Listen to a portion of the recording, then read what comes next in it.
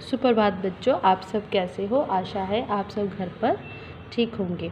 आज में हम एक और नया पाठ पढ़ेंगे जिसका नाम है पंथ की पहचान। पंथ मीन्स रास्ता।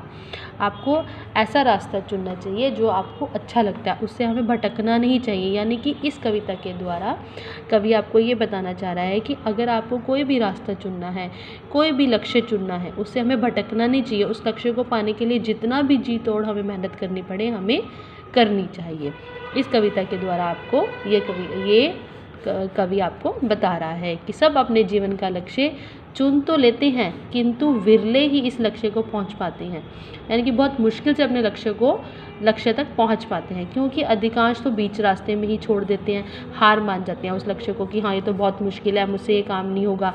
जैसे आप कोई मैथ का सम करते हो, है ना, आप बोलते हो मुझसे नहीं होगा, लेकिन आप उसको कोशिश करोगे तो आपसे वो सॉल्व भी होगा और ईजी से समझ भी आ जाएगा। तो हमें उससे घबराना नहीं चाहिए। तो इस कविता के माध्यम से कवि यही बोलता है कि लोगों को समझा रहा है कि रास्ते कितने ही कठिन क्यों ना हो, किंतु अपने लक्ष्य से भटकना हमें नहीं चाहिए। तो शुरू करते हैं। सबसे पहली लाइन है, पूर्व चलने के बटोही पंथ की पहचान कर ले, पुस्तकों में है नहीं छापी गई इसकी कहानी। तो इसमें कवि कह रहा है कि हे यात्री, बटोही मीन्स हे यात्री, सबसे पहले उस रास्ते पर चलने से पहले, अपने रास्ते को चुनने से पहले उसकी पहचान कर लो कि ये सब पुस्तकों में नहीं लिखा हुआ है कि पुस्तक में ये लिखा कि आप ये रास्ता चुनोगे तो ये अच्छा है, ये रास्ता चुनोगे तो ये अच्छा है। किसी भी पुस्तक में कोई कहानी नहीं लिखी हुई, कोई छापी नहीं गई है। ये आपको ही पहचान करने की कौन सा रास्ता हमारे लिए अच्छा है, कौन सा बुरा।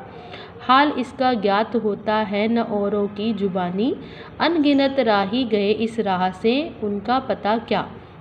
वो कहते हैं कि कोई भी आपके रास्ते को किसी को नहीं पता कि ये रास्ता कैसा है। कोई तुम्हें आके नहीं बताएगा कि हाँ ये रास्ता अच्छा है या बुरा है। बहुत सारे तुम्हें वहाँ पे राही मिलेंगे, यात्री मिलेंगे, उनको पता है भी है या नहीं ये अच्छा है या बुरा है, उनको कुछ नहीं पता है। पर गए कुछ लोग इस पर छोड़ पैरों की निशानी, यह निशानी मुख होकर भी बहुत कुछ बोलती है।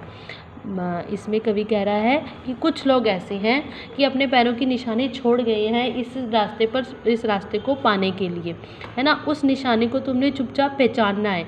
वो निशानियाँ चुपचाप कुछ बोलती हैं, उसको समझना है, उसको समझ के ही आपने अपने लक्ष्य तक पहुंचना है। खोल इसका अर्थ पंथी पंथ का अनुमान कर ले, पूर्व चलने के बटोही बाट की पहचान कर ले। वो कहते हैं कि इसी निशानियों के अर्थ को तुमने समझना है और उसको अनुमान लगाना है कि ये रास्ता हमारे लिए अच्छा है या नहीं है। अपनी समझ बूझ से उस रास्ते पर चलना है। वो कहता है हे यात्री, अपने रास्ते पर चलने से पहले उसकी पहचान कर ले। यह बुरा है या कि अच्छा, व्यर्थ दिन इस पर बिताना, जब असंभव छोड़ ये पथ दूसरे पर पग बढ़ाना। इसमें कवि ये कहता है कि ये मत सोचो कि ये रास्ता अच्छा है या बुरा है, इसमें अपना समय व्यर्थ मत गवाओ। सोचो ना ये अच्छा है या बुरा है, सीधा उस रास्ते को पाने के लिए चल पड़ो, उसको बीच में रास्ते में मत छोड़ो। जब असंभव छोड़ ये पथ, अपने कदम आपने पीछे नहीं हटाने हैं, उसको मतलब उस रास्ते से छोड़ना नहीं है। उस रास्ते को पाने के लिए अपने पाँव को आगे बढ़ाना है। तो इसे अच्छा समझ, यात्रा सरल इनसे बनेगी। जो ये रास्ता तुमने चुना है, इसको अपना अच्छा समझ। ये जब इसको पाने के लिए तुम लड़ने जाओगे ना, आगे बढ़ोगे, तो ये तुम्हारे लिए उसको पाने के लिए वो भी आसान हो जाएगी, सरल हो जाएगी। सोच मत केवल तुझे ही यह पड़ा मन में बिठाना, हर सफल पंथी यही विश्वास ले इस पर खड़ा है। तो वो कहता है कि सोचो मत कि हाँ, अपने मन में बिठा लो कि मुझे अगर ये लक्ष्य चुनना है तो मुझे जाना है, इससे पीछे नहीं हटना है। क्योंकि हर सफल यात्री के पीछे, हर सफल लक्ष्य के पीछे विश्वास होता है। अगर तुम अपने ऊपर विश्वास रखोगे ना कि मुझे विश्वास है, मैं इस लक्ष्य को अपना लूँगा, तो वो आसानी से आपके पास आ जाएगा। तू इसी पर आज अपने चित्त का अवधान कर ले, पूर्व चलने के बटोही बाट की पहचान कर ले। वो कहते हैं कि आज जो तुमने चुना है रास्ता, उस पर ध्यान से चलो, रास्ते में भटको मत। आज उसकी पहचान कर लो और अपने मन से, ध्यान से उसके रास्ते को पाने के लिए कोशिश करो, उस रास्ते को पाने की कोशिश करो, अपने लक्ष्य को प्राप्त करने की कोशिश करो। है अनिश्चित किस जगह पर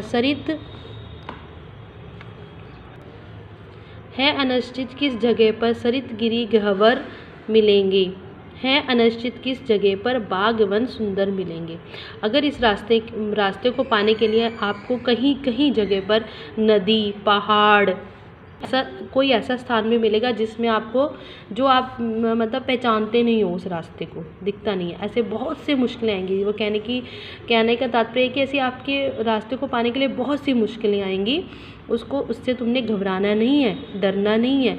और कुछ ऐसे रास्ते भी आएंगे जहाँ पर बाग वन सुंदर मिलेंगे, यानी कि उस रास्ते पर जाने के लिए बहुत अच्छी खुशियाँ भी मिलेंगी कि ये रास्ता बड़ा आसान है, ये तो मुझे आता है सारा। जैसे आप कोई सम कर रहे हो या उत्तर दे रहे हो, ये तो मुझे आता है ना, तो वो चीज़ें भी मिलेंगी।